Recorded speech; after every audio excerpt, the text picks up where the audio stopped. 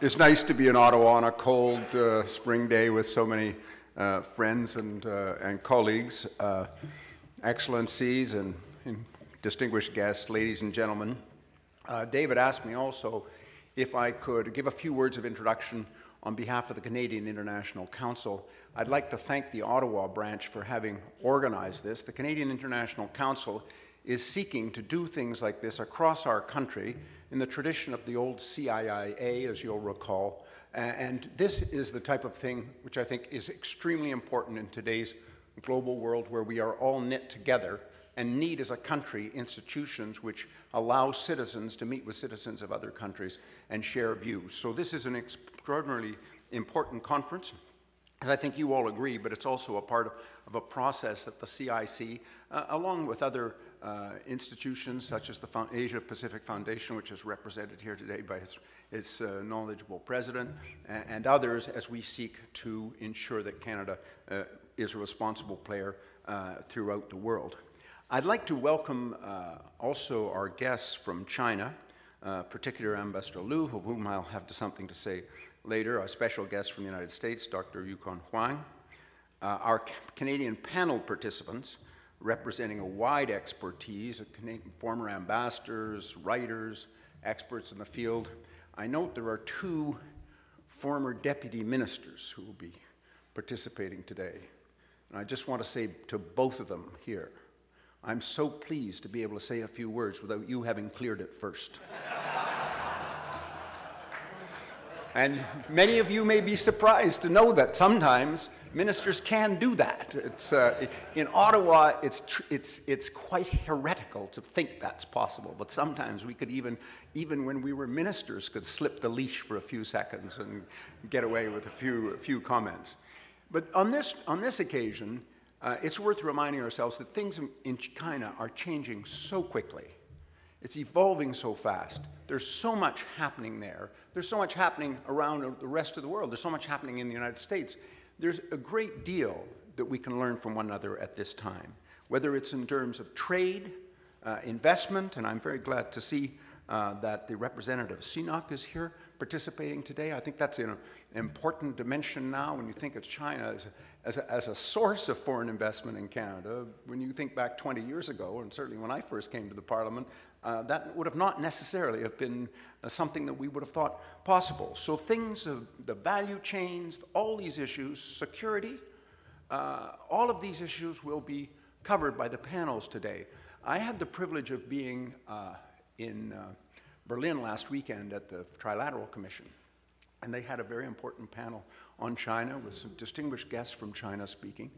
Joe Nye and others made the point that communications is so important. When the US made its statement about a pivot to Asia, and I was there when Secretary Panetta of the Defense Department made that comment, nobody appreciated in the United States the reaction that was going to have in China.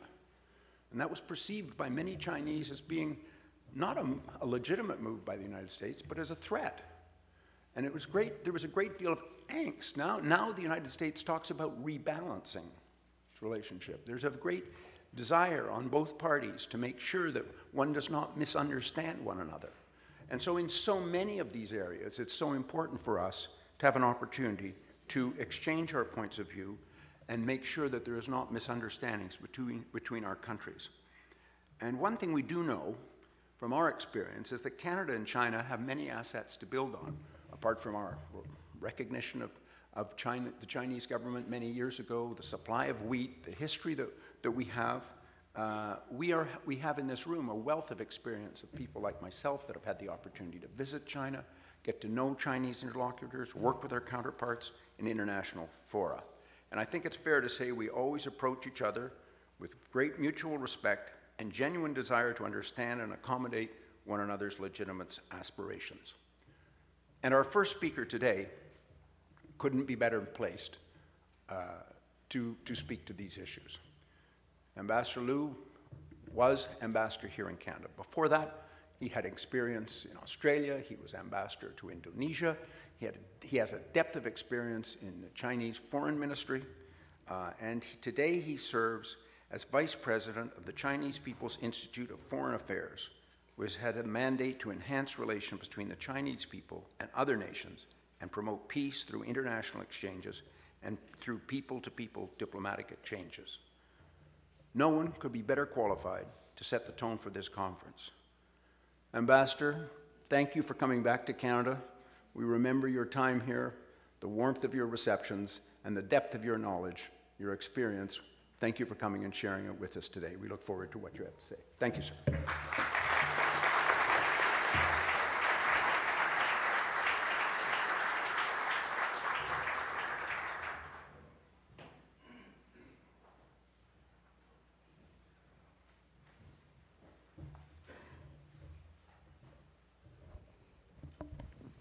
Good morning, everyone. Thank you, Graham, for the warm and kind words. Well, it's a great pleasure to come back, ladies and gentlemen, and for me to be back to Ottawa and have this opportunity to speak at this important conference organized by CIC. Well, I always feel at home in Canada, perhaps because of my rather long association with this great country. And 40 years ago, well, to be exact, it's exactly 40 years. 40 years ago, I was here as one of the first group of Chinese students, 9 of them, sent by the Chinese government to Canada to do our language studies. And later on my diplomatic career brought me back to Canada twice. I was posted in our embassy here in Ottawa, and then had the honor to serve as China's ambassador to Canada from 2005 to 2008. Back here in Ottawa this time, I was asked by the organizers of the conference to talk about China opportunity. I feel both happy and humbled to share some of my thoughts on this topic. As one who has witnessed and experienced the change in China and also the development of relations between our two countries, I think I'm pleased to be here to speak out my thoughts. Please allow me to approach it from the perspective of a recent popular catchword in my home country, that is the Chinese dream. Everybody has a dream, of course. So does a nation or a country. I remember very vividly in the 70s, when I was a student doing my studies here, I watched a television program on CBC that was telling the story of the Pacific Railroad, the construction of that. And that was considered by Canadians as their national dream.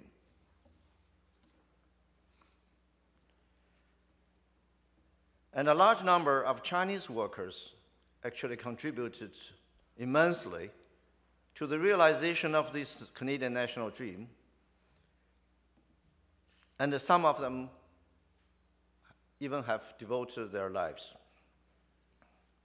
China has its own dream.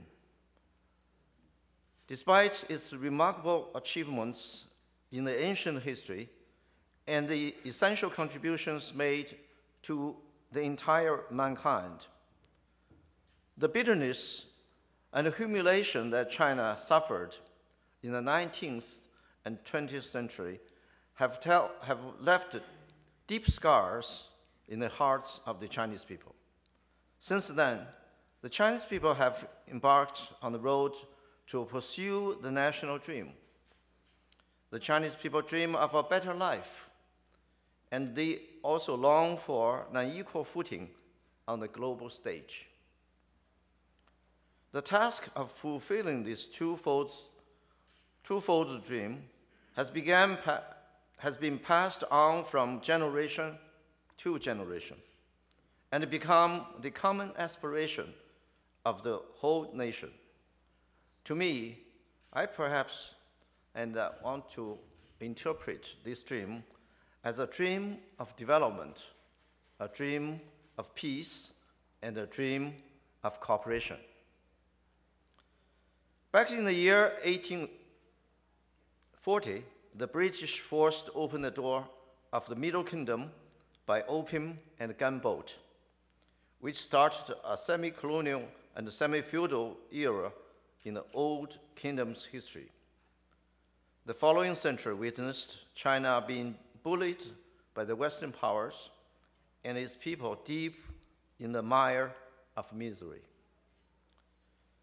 This century-long scourge has left the country with a strong yearning to get rid of poverty and backwardness at home and to stand firm with dignity once again in the global community.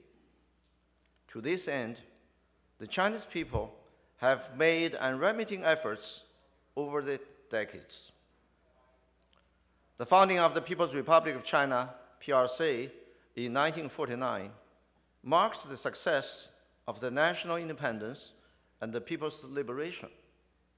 The Chinese people, led by the Chinese Communist Party of China, the Chinese Communist Party, CPC, thus began the long journey towards building their impoverished and underdeveloped country into an increasingly prosperous homeland. Since the reform and the opening up drive in the early 70s, China has gradually figured out a development path tailored to its own condition. We call it socialism with the Chinese characteristics. China has turned into the second largest economy of the world, following over 3 decades of rapid growth. The achievements have been recorded by the World Bank as an average 9.9% GDP growth each year and over 600 million population being lifted out of poverty. All these have contributed to an obvious rise of people's living standards, a substantially boosted comprehensive strength of the country, and a significantly ascending position and influence in the world today. Amid the consistent growth of the country, plus the changes of the world, we have been continuously deepening our understanding of the Chinese dream. We are keenly aware that there is still a long way for China to go before it is able to obtain the level of development that most developed countries have reached today. The per capita GDP of China still stands 100th or so in the world, accounting for less than 1/6 of that of Canada. There are still over 100 million people, more than 3 times that of the total population of Canada, living under the poverty line based on the UN standard of $1 per day. Furthermore, China has also encountered a series of new problems and challenges. The rich-poor gap is widening, while the East-West imbalance as well as the rural-urban disparity are still quite considerable. The social security net is yet to be well in place, and there is still much to be done for developing the pension, insurance, and medical care systems. The high-speed economic growth has also made the eco-environmental protection work an increasingly urgent task. Against the backdrop of these newly emergent challenges, the substance of the Chinese dream has been continuously enriched. At the 18th National Congress of the CPC that was held last November, the specific targets of the dream cover with two centenary goals. One is to complete the building. I hope that our audience will pay attention to the completing of the building. One is to complete the building of a moderately prosperous society in all respects when the CPC celebrates its centenary in 2021. The other is to turn China into a modern socialist country that is prosperous, strong, democratic, culturally advanced, and harmonious when the PRC marks its centenary in 2049. To be more specific, the updated Chinese dream is to let its people have better education, more stable jobs, more income, greater social security, better medical and health care, improved housing conditions, and a better environment. Meanwhile, they hope to live in harmony with the rest of the world. To obtain these goals, economic development remains the paramount priority of the Chinese people, and overall planning for promoting economic, political, culture, social, and ecological progress was made at the 18th Party Congress to ensure coordinated development in all the 5 areas of endeavors in the modernization drive. Here I want to stress that the 5-area planning actually underwent a growing process from a 3-area one of economic, political, and culture building proposed at the 16th CPC Congress in 2007, with the 4th element of social development added at the 17th Congress in 2000. The 16th CPC should be in 2002, and the 17th Congress in 2007, and the ecological endeavor as the 5th aspect put forward during the recent session. The process itself demonstrated a constant deepening of understanding of the country's development, both by the leadership and the general public, with more and more emphasis on balance and sustainability. In this regard, to build a beautiful China has come up at the 18th Congress, which reflects the high priority that the leadership was giving to green development and ecological protection with the strong public aspiration and the support at the back.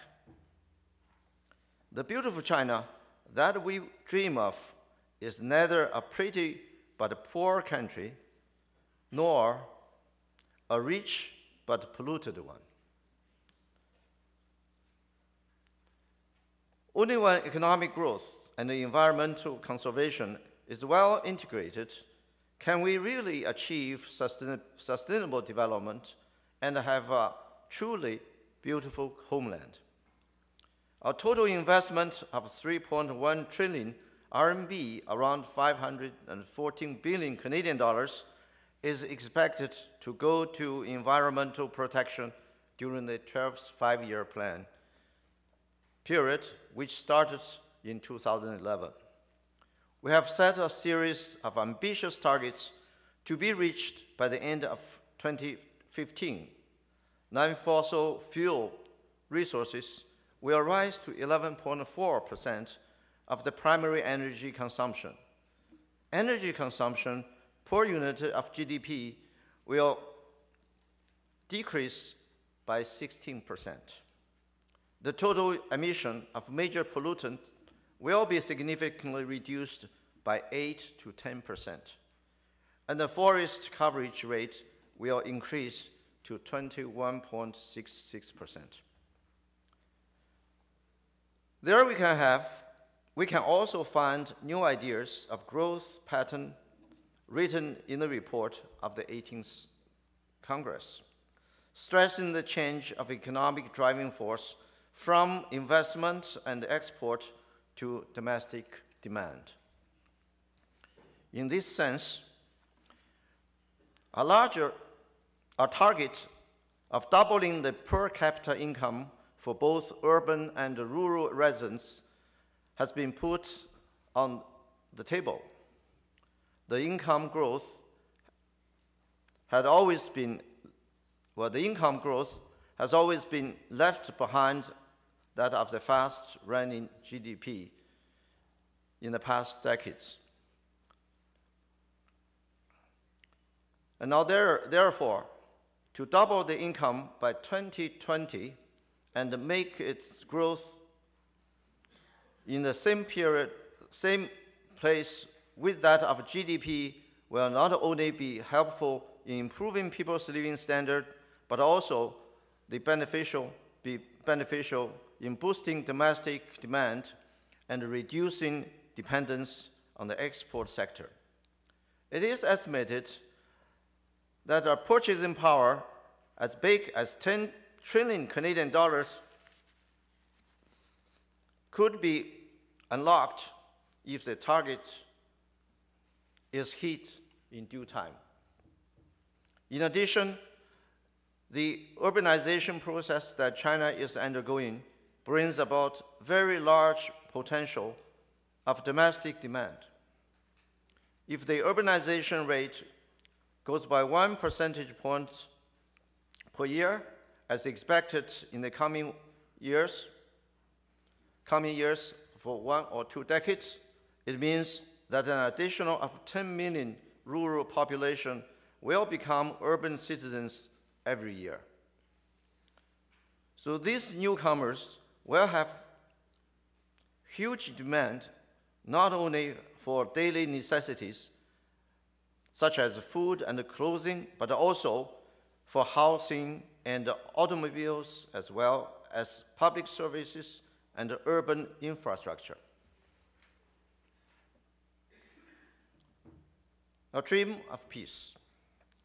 The Chinese dream is a dream of people that love peace, cherish peace, and help safeguard peace.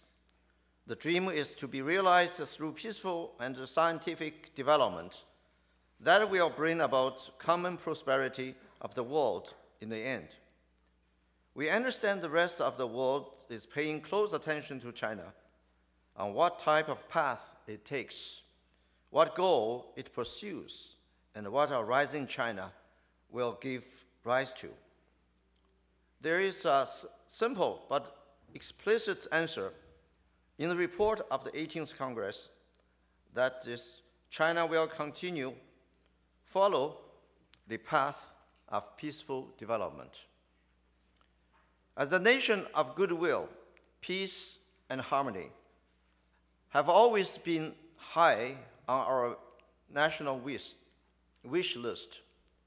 600 years ago, the famous navigator of the Ming Dynasty, General Zheng He, led the world's strongest fleet to the western seas on 7 voyages, taking with him not weapons for bloodshed or war, pillage or colonization, but porcelain, silk, handcraft, and tea.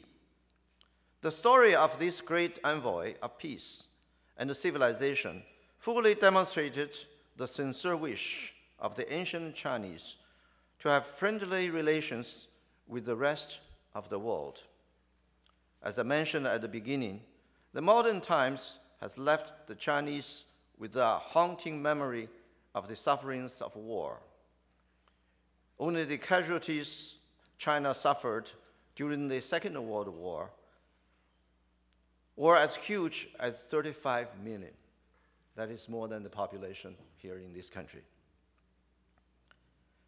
Having endured all the hardships and the pains of war, the Chinese have a strong yearning for peace and stability.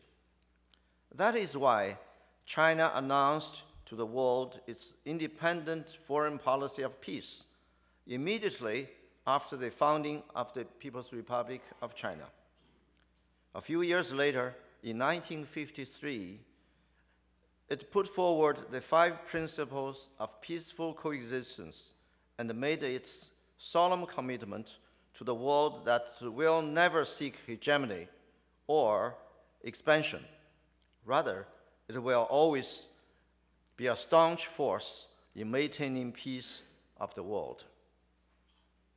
Entering the age of reform and opening up, China found out once again that peace or peaceful development is not only a call of the times, but also a prerequisite for its own development.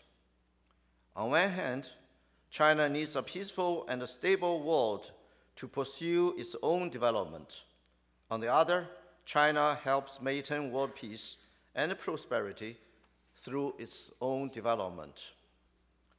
It is particularly true in the years after the end of the Cold War, with peace and development being the lasting themes of the world. The path of peaceful development has become an apparently natural choice for China.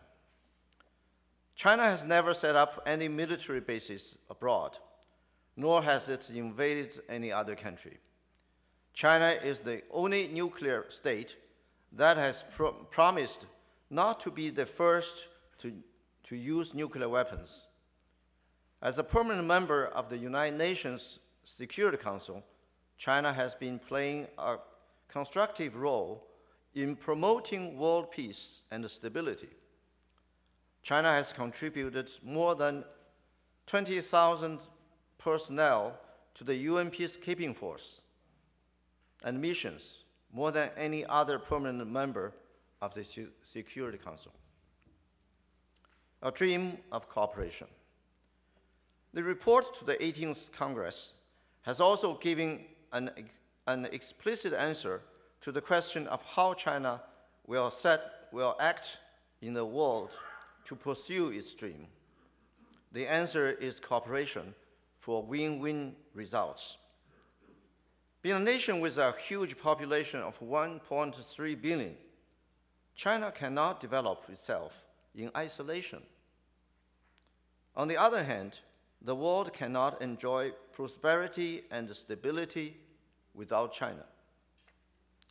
The course of China's reform and opening up is a process of engaging itself in more and more cooperation with others. Inviting foreign enterprises into China in the 1980s and 1990s not only brought in capital and investment, but also technology and experience, which played a very important part in the initial stage of China's economic takeoff. The entry into WTO in 2001 started a new page of China's integration into the rest of the world. China's trade volume last year reached $3,866.7 billion US. There have been a total of 748,000 foreign invested enterprises established in China by May 2012. And the amount of actual use of foreign investment reached 1.2 trillion US. Making greater contribution to the mankind and the whole world is also part of the Chinese dream. The Chinese people have the tradition of relying mainly on themselves to overcome difficulties and helping others as much as they can. In this sense, China has contributed significantly to others through its own development. Made in China goods not only earn the Chinese a better living, but also benefit the consumers of other countries, as they are mostly inexpensive and of good quality. China has recently replaced the United States to become the #1 contributor to the world economic growth and a key engine driving the global economic development. During the Asian financial crisis that broke out in 1997, China stood up the pressure by keeping the RMB value from depreciating, which helped to stabilize the regional financial situation and won wide praise from the international community. Once again, China acted responsibly when the global economic and financial crisis swept the world in 2008. On one hand, China took decisive measures to stabilize its own economy and achieved a fairly fast growth in a short period of time. On the other, China remained committed to opening up by expanding further economic and trade cooperation with foreign countries and made tremendous efforts to restructure its economy by boosting domestic consumption and encourage Chinese companies to invest abroad. Over the years, China has sent out 33 big purchase missions abroad. As a result, China has helped to create a substantial economic demand and a great number of job opportunities overseas. Canada was one of the first group of Western countries to establish diplomatic ties with China. The Chinese government has always attached great importance to developing ties with Canada. And our bilateral cooperation has yielded fruitful results in the past 40 years or so. The efforts and vision of the old generation leadership of our countries, including late Chairman Mao Zedong, Premier Zhou Enlai, and Prime Minister Pierre Trudeau, have paid off well. Today, our political ties are close. Our leaders meet frequently on bilateral and multilateral occasions.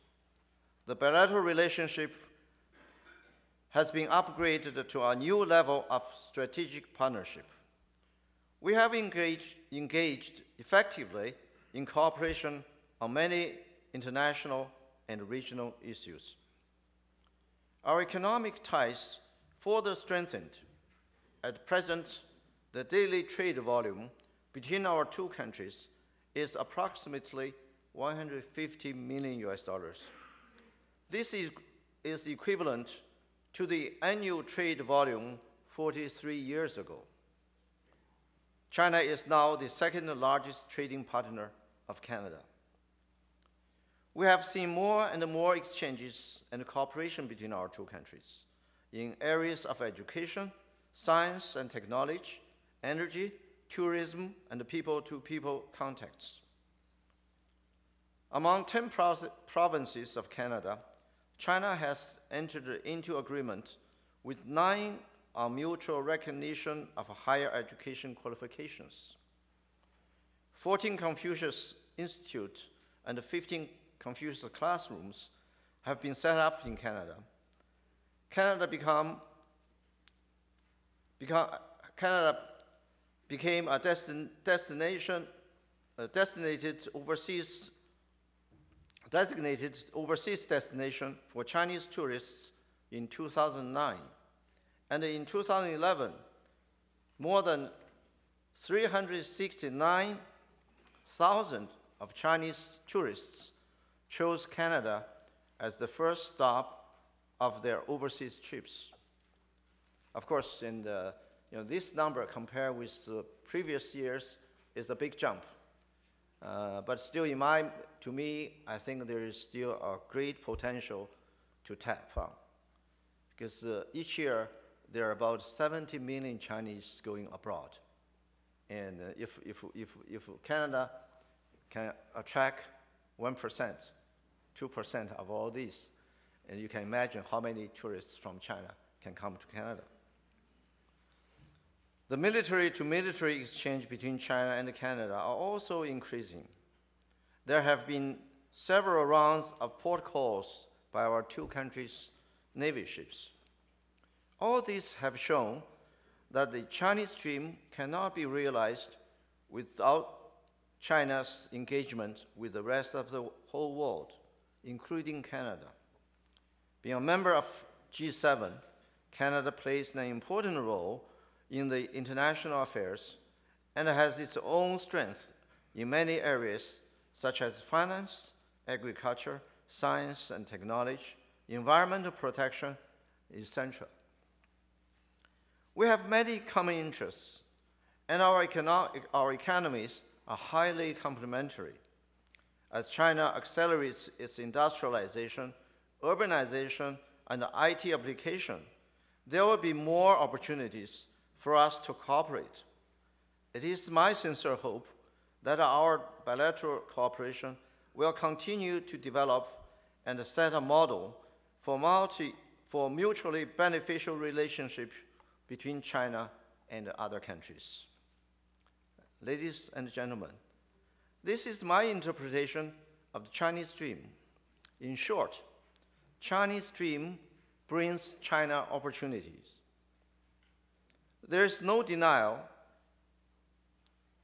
that more than 30 years of China's opening up and economic reform have not only changed China, but also greatly benefited its neighbors and the rest of the world. It is equally true that the driving of the Chinese dream will also be shared, its dividends of this process will also be shared by our neighbors in the area of Asian Pacific and also in the rest of the world. I like the old Chinese proverb, to see once is better than to hear 100 times. An equivalent in English is seeing is believing. I hope more Canadian friends can go to China to experience a real China by themselves. The Chinese People's Institute of Foreign Affairs that I am now working with is an organization devoted to promoting exchanges and mutual understanding between the Chinese people and the people of the world. We stand ready to play host to more Canadian friends. Ladies and gentlemen, the changing world has bounded all countries close together and put us all in the same boat. There is no single country that can go alone to deal with challenges such as global conflicts, financial crisis, terrorism, climate change, disease, and so on and so forth. Only by working together can our boat across. The experience of China-Canada relations provide a solid proof of this, because we both are aware that cooperation is the only way out, only right way to fulfill and protect our national interests, only right way to maintain world peace and development. And when failing to understand it or going against it will no doubt eventually end in paying grave prices. It is said, if you want to go fast, go alone. But if you want to go far, go together. Chinese dream means that we need to go far. So let us, China and Canada, go far together. I have faith in a bright future for China-Canada relations. So let us seize the opportunity and build the beautiful and bright future together for our children and grandchildren. I wish the conference a full success. Thank you.